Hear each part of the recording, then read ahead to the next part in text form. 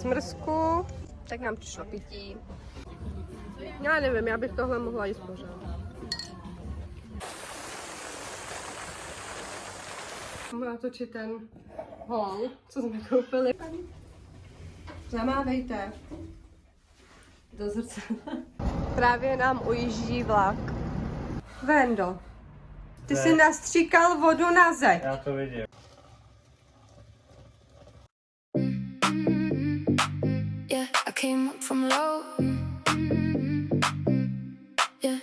Ahoj, já vás zdravím u nového videa a my jsme se rozhodli, že dneska jdeme ven a nenatáčela jsem od rána, protože nic nebylo zajímavého.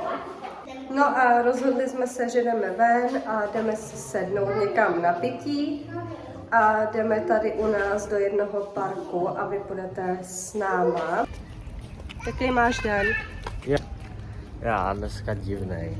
Že jo? Jo. Jsi nějaký bez nálady. Nevím, jako ne bez nálady, ale takový divný den. Já jsem se blbě vyspal. Já jsem šel spát ve 2 ráno. Co jsi dělal? Co? Co jsi dělal? Nic, ležel jsem. Čekáme na autobus, ale změna. Jedeme jiným a pak jedeme tramvají. Nevadí. Mami, a kam jdeme do parku? Dolů. Kam jdeme?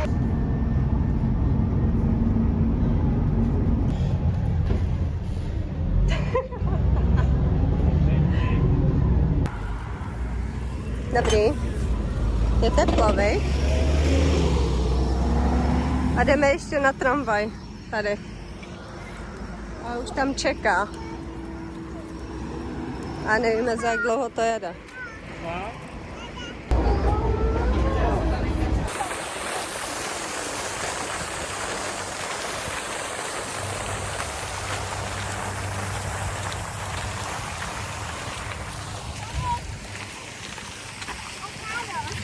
Tak jsme si vzali lístek. Jo. Jo, oni to tam mají úplně to samý. Tady je pití, viď? Mají tady limonády. Co tam mají?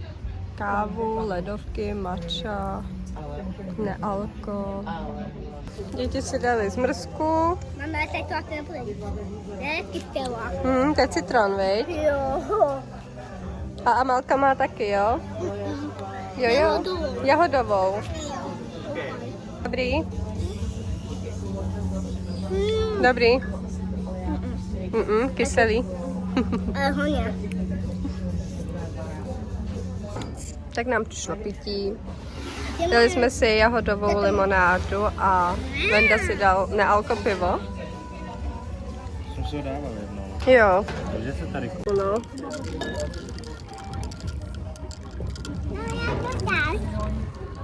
Tahle je lepší. Jo. Ale není vůbec sladká. Nedělej sladký. Zkus to pořádně rozmíchat. Myslíš, že tam je cukr? Dole. Není. To dá víc no. Ale je lepší než ten grape. Jmenuje se to tady kavárna na ulici. Že jo? Jo. Kavárna na ulici.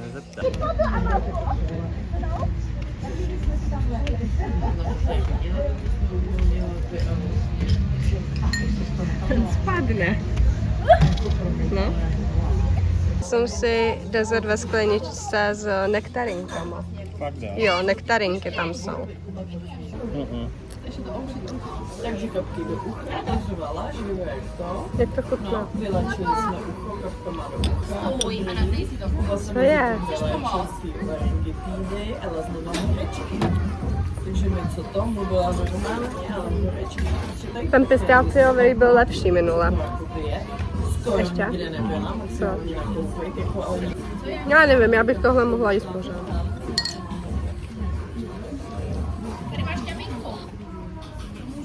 úplně to. Já to nechci. Je to dobrý. Není to. Hodně dobrý je to. Tak jsme ještě v Penny, musíme nakoupit něco. Koupit ještě a Až budeme doma, tak vám to všechno natočím. Tak už jsme doma a chci vám natočit ten haul, co jsme koupili v Penny. Takže máme tu rohlíky, donuty, Maxi King, pak tu máme zmrzku, prostě, ale ona se to otevřela. Jogurt, Actimely, pak tu mám kuchyňskou útěrku, nanuky trubičky, žerve, koupili jsme si k večeři lazaně, toastový chleba, sýry, salámy, co ti mám dát? Bramborový knedlík, protože včera, když jsem vařila, tak už to bylo. Další jogurt. Můj drink, prostě miluju já. Pak jsem vzala 3 bagety, šťáva, džus, kytíčka, svačinku, další kytíčko a salámy, to je všechno. Takže to jdeme uklidit.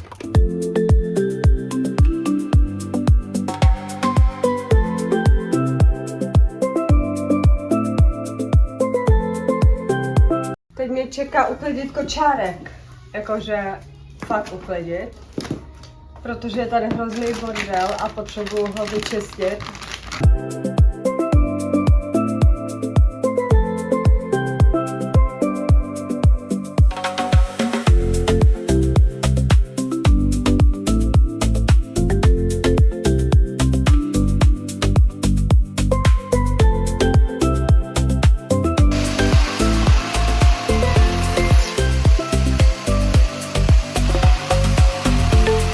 Tady už se uklízí ve velkým. Vendo, ty jsi nastříkal vodu na zeď. Já to vidím. To uschne, stejně budu malovat. Jo, ale kdybych to udělala já, tak už řveš. No, ne.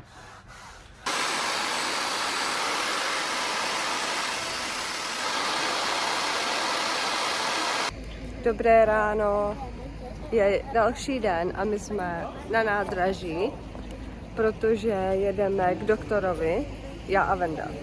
Ozvu se vám, až budeme ve vlaku, protože jsme úplně plní, máme s sebou i chlapečka. Do zrcadla.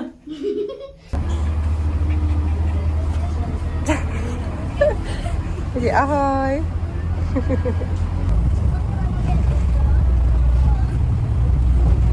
A čekáme ještě na jeden vlak, takže pojedeme ještě jedním vlakem. A jsme úplně unavení. Můj chlapeček je línej chodit, no, tak mě prosí, abych ho dala do tašky. Jsi tady, jo? Tady? Právě nám ujíždí vlak. Ne, dělám si srandu, on ještě přijede.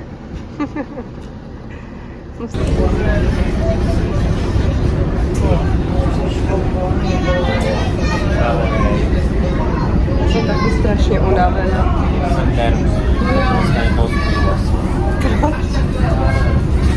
Já jsem vám zapomněla celou dobu natáčet a teď jedeme už domů. Byli jsme u doktora, dostala jsem očkování, co jsem vůbec jako nečekala, to je jedno. Byli jsme ještě u babičky s dědou, tam jsem taky zapomněla natáčet, protože jsme si povídali. A teď jedeme domů, je strašně dusno. Kdybyste se mě ptali, proč je v kočárku, tak protože má nemocnou packu a nemůže chodit.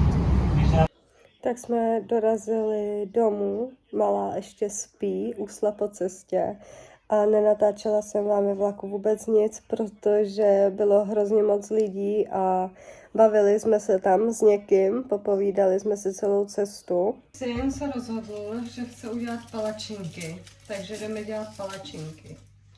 Otevřu si tady kafe, i když ho nemůžu. Víte, co já nenávidím, nebo co musím dělat? Když vařím nebo peču, tak u toho musím okamžitě uklízet, protože já potom nenávidím bordel po vaření nebo po pečení. Takže si to takhle vždycky uklidím a pak mám čisto.